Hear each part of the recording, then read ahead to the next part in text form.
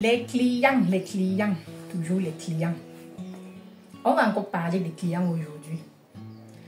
Est-ce que tu t'es souvent demandé pourquoi est-ce que malgré la véracité de tes services, malgré la qualité des produits et services que tu offres dans ton entreprise de nettoyage, tu n'arrives pas à avoir la quantité de clients que tu estimes que tu peux avoir parce que tu estimes que tu offres un très bon produit, tu estimes que tu fais dans de très bons services, tu te donnes à fond pour pouvoir avoir les clients.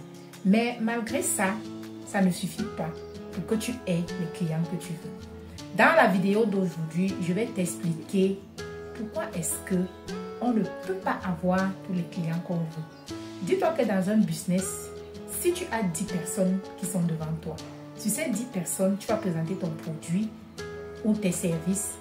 Mais laisse-moi te dire qu'il n'y aura peut-être que 2 personnes qui vont prendre tes produits ou tes services. La vidéo que je m'apprête à te décrire aujourd'hui parle des types de clients qu'il faut éviter. Pourquoi? Ça va te permettre de gagner du temps. Au lieu de perdre du temps à discuter avec des clients qui n'achèteront jamais, vaut mieux que tu saches comment les détecter pour ne même pas traiter avec eux. Parce que ça fait partie des gens, justement, des 8 clients qui ne vont pas acheter ton service ou ton produit. Alors, si cette vidéo t'intéresse, reste jusqu'à la fin. Parce que le dernier type de client, tu seras très étonné d'en entendre parler.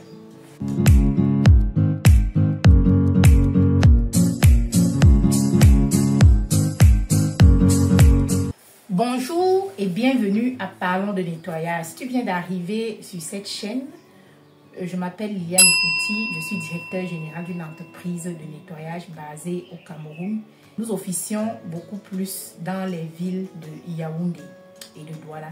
Sur cette chaîne, je t'entretiens beaucoup plus sur les méthodes de nettoyage, les différents types de nettoyage. Je te montre comment est-ce que tu peux faire avec les clients. Il y a beaucoup de choses que je te montre. Je t'amène même dans l'univers avec mon personnel pour que tu vois comment est-ce qu'on travaille et autres. Donc ça, c'est une chaîne de gagnants. Abonne-toi si tu n'as pas encore fait. Active la cloche de notification pour ne rien manquer de nos vidéos. Et surtout, commente parce que vos commentaires me font toujours plaisir quand je les lis et je m'attelle à les répondre. Sans plus tarder, nous allons entrer dans le vif du sujet qui est quels sont les types de clients que tu dois à tout prix éviter comme la peste, comme les poux. Fuis-les. Il ne faut même pas traiter avec eux parce qu'ils vont te perdre le temps dans ton business. Ils vont t'amener la malchance. Nous allons aborder 5 types de clients parce qu'ils sont nombreux les types de clients, mais je me suis focalisée beaucoup plus sur 5 types de clients. Le premier type de clients, je les ai appelés les low tickets. Les low tickets, c'est une catégorie de clients qui cherchent toujours le moins cher. Quel que soit ce que tu vas leur dire pour les convaincre de prendre ton produit ou ton service, tant que ça n'a pas encore atteint les cordes de leur prix, c'est-à-dire que si un client, pour un client de low ticket, s'il a décidé que lui ne va jamais dépenser 5 000 francs ou 10 000 francs, même si ton produit là est tellement bon, tant que tu ne vends pas ça à 5 000 francs ou à 10 000 francs, il ne va pas payer, il ne va pas prendre. Il ne va pas le prendre. Tu vas perdre ton temps à parler avec lui, à discuter avec lui. Il ne va jamais prendre ton produit. Parce que tu n'es pas dans ses cordes de prix, tu n'es pas dans ses cordes financières. Il faut pouvoir reconnaître ses clients parce que ses clients discutent tellement. Il va te tourner à gauche, tourner à droite pour finalement te dire que vraiment c'est trop cher.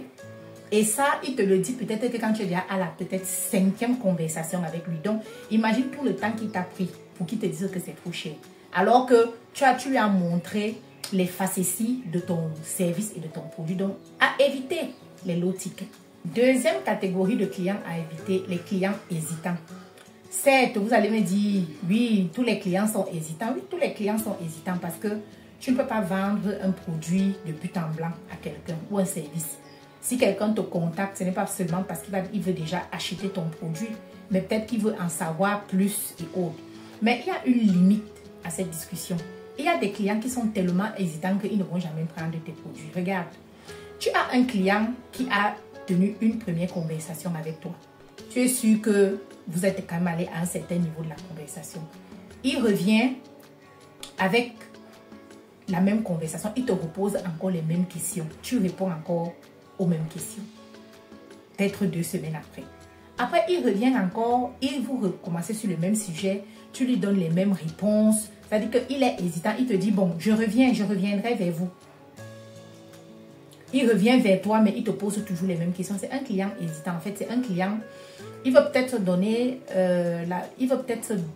la possibilité de croire qu'il veut prendre ton service, mais il ne va pas prendre ton service. En fait, il n'est pas intéressé. Peut-être qu'il cherche à quelqu'un avec qui causer, mais il ne va pas prendre ton service.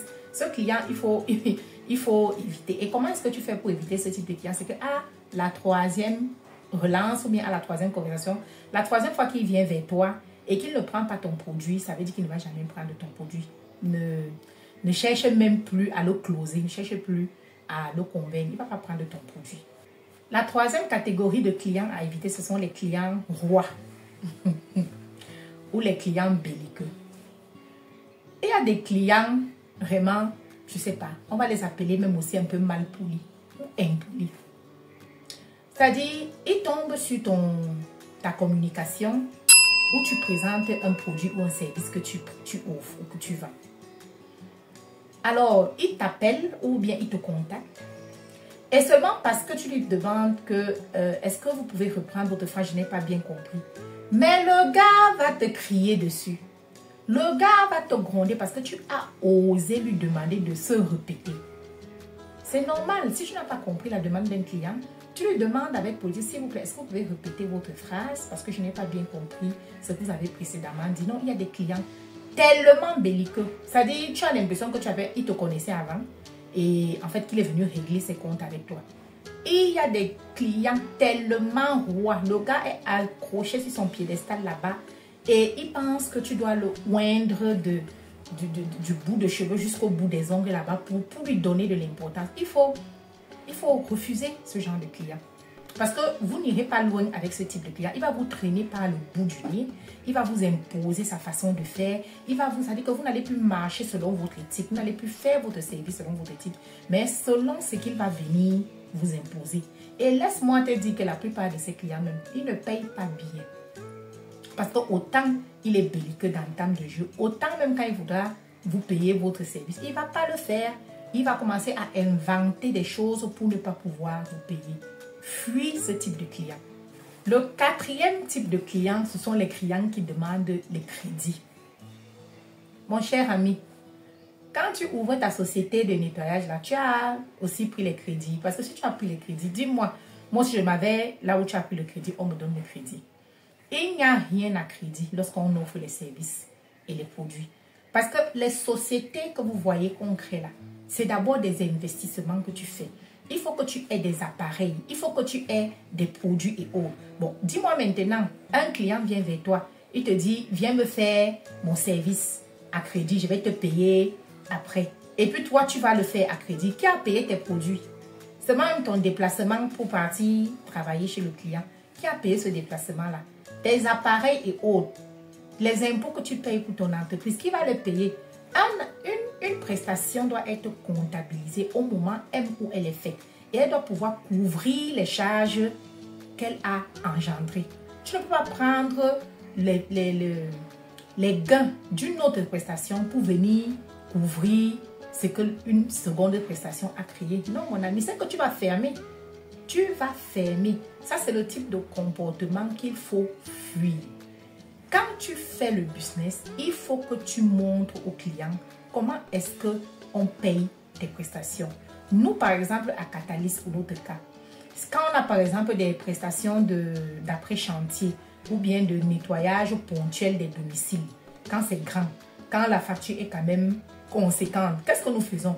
Lorsque nous faisons la proforma, nous demandons au client de payer une certaine partie avant que nous nous déplacions et une autre partie après, juste après la livraison de notre prestation. Et c'est écrit en noir sur blanc sur la facture. Hein. Quand le client prend connaissance de la facture et qu'il accepte, ça veut dire qu'il sait effectivement ce qu'il faut faire. Et s'il ne paye pas ce que nous avons demandé avant, nous ne nous déplaçons pas. Parce que quand c'est un grand chantier, il y a aussi beaucoup de charges. Il y a beaucoup de choses à payer au préalable. Il y a plein de choses qu'il faut faire avant. Donc, ça ne va pas sortir de nulle part. Ça sort toujours de la prestation ou bien de l'argent que le client doit payer. Donc, il est important que tu saches qu'il n'y a pas de service à crédit. Et ça, tu le travailles dans ta société et tu éduques tes clients à ce que ce ne soit pas fait.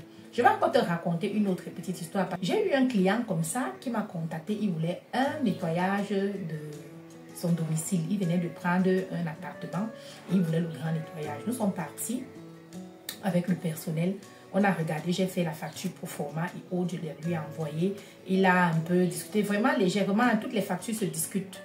Toutes les factures se discutent. Vraiment, même si c'est un client, je ne sais pas moi comment vous pouvez les appeler, ils vont toujours essayer de discuter parce que c'est un peu le fond de l'être humain.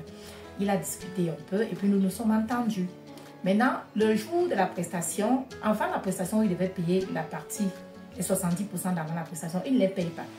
Et quand je l'appelle ce matin, il me dit non, vraiment, écoutez, il n'y a pas de souci, venez travailler.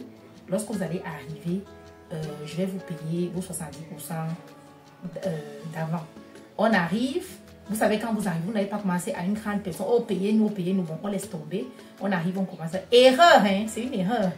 Je ne vous dis pas de le faire, c'est une erreur. On arrive, on commence à travailler. Quand j'appelle mes enfants, je dis, mais est-ce que le monsieur vous a déjà payé? Je dis pour ça, ils me disent non. J'appelle le monsieur, je dis, mais vous avez demandé de venir et que dès qu'on arrive, vous allez payer. Mais mon personnel est là-bas. Je vous ai demandé de voir avec mon chef d'équipe. Apparemment, vous n'avez pas encore payé. Est-ce que vous pouvez le faire?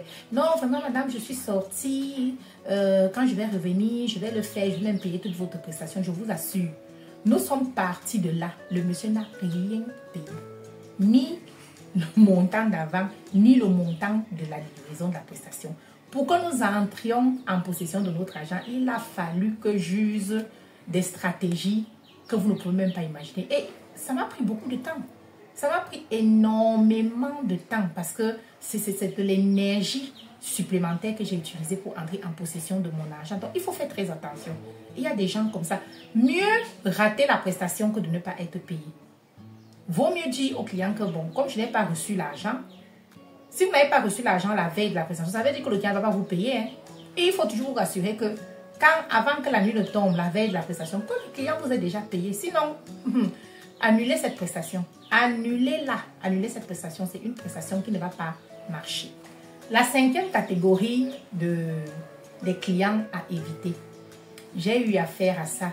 Vous savez que dans le cadre de cette chaîne YouTube, je vous propose de prendre mes formations, les accompagnements que je fais pour les futurs entrepreneurs que vous êtes.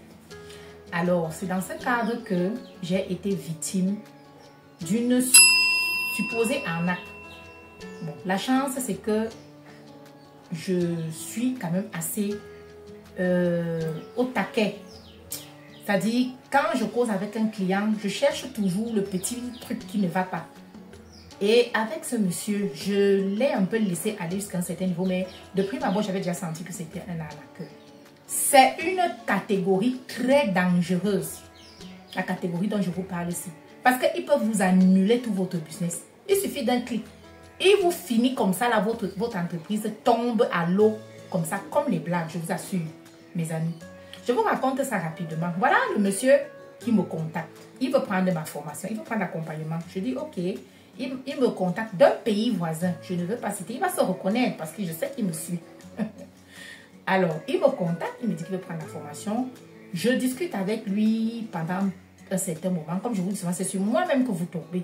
Donc, le 681 20 78 50 que vous appelez, c'est moi-même qui vous réponds parce que c'est un téléphone que je tiens. Nous avons beaucoup de numéros, mais c'est un numéro que je tiens à garder moi-même pour le moment. Alors, le monsieur commence à communiquer avec moi. Il communique, on cause, je lui dis ce que je vais lui apporter dans la formation et autres. Bon, j'arrive à le convaincre de prendre la formation. Maintenant, nous sommes au niveau du paiement. Il me demande comment est-ce qu'il peut payer. Je dis, il y a des liens de paiement. Je vous envoie le lien de paiement et vous effectuez le paiement. J'envoie le lien. Je lui demande d'abord les types de paiements qu'ils ont dans son pays là-bas. Il me laisse si je dis, ok, le plus facile pour vous, c'est que je vous envoie tel type de paiement. Il devait me payer par mobile money parce que c'était possible qu'il me fasse des mobile money via son pays. Alors, je lui envoie le lien d'un de nos mobile money. Quelque temps après, le monsieur prend beaucoup de temps, il prend 3 jours, il ne communique plus avec moi. Et puis, le troisième jour, il me recontacte, il me dit, madame, je n'ai pas pu faire le paiement bancaire. Je dis, bancaire comment? Il me dit, mais le lien que vous m'avez envoyé là, c'est un paiement bancaire. Je me rends donc compte qu'il n'a même pas cliqué sur le lien. Parce que quand vous cliquez sur le lien, ça vous renvoie directement à la transaction mobile money. Donc, il aurait dû savoir en cliquant sur le lien que c'est une transaction mobile money. Il me dit, il n'a pas pu faire la transaction bancaire. Je dis, mais non, il ne s'agissait pas d'une transaction bancaire.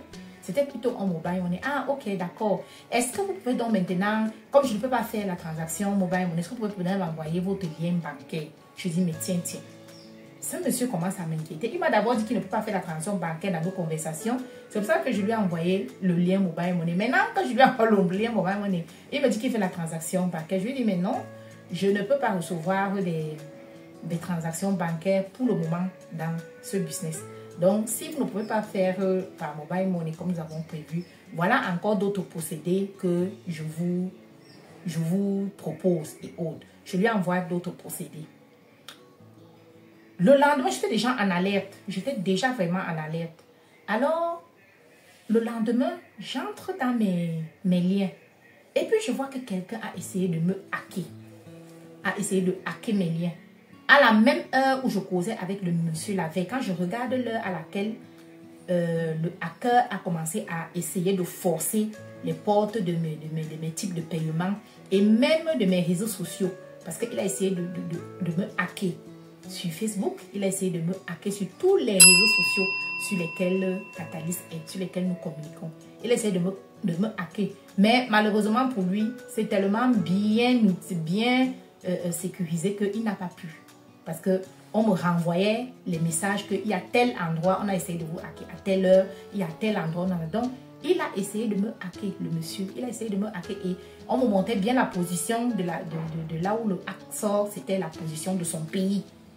Exactement son pays. Je dis, mais ça c'est trop de coïncidence. Comment ce monsieur est au don? Voilà une catégorie, un arnaqueur propre. Il vient, il se dit qu'il se fait passer pour quelqu'un qui veut la formation alors qu'il veut me hacker en fait. Il veut avoir la possibilité de forcer mes moyens de paiement pour voler de l'argent. Donc il faut faire très attention et ces gens sont facilement reconnaissables parce qu'ils ne sont pas cohérents.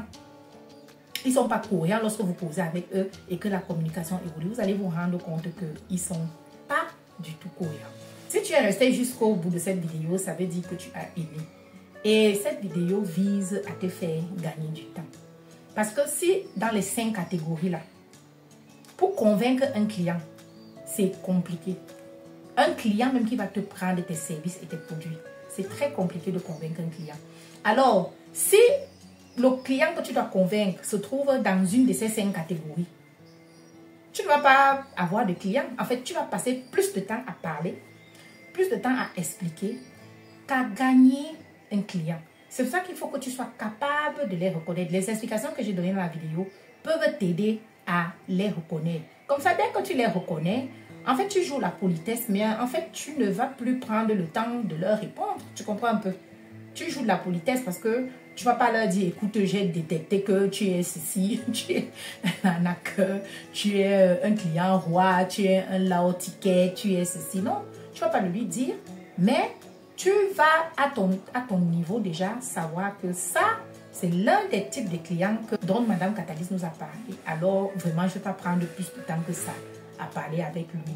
Je vais le mettre de côté et le remercier d'une manière très très polie. Il ne se rend même pas compte que, en fait, il n'y aura plus de conversation entre lui et moi. Donc, sur ce, je vais te quitter. Peace out!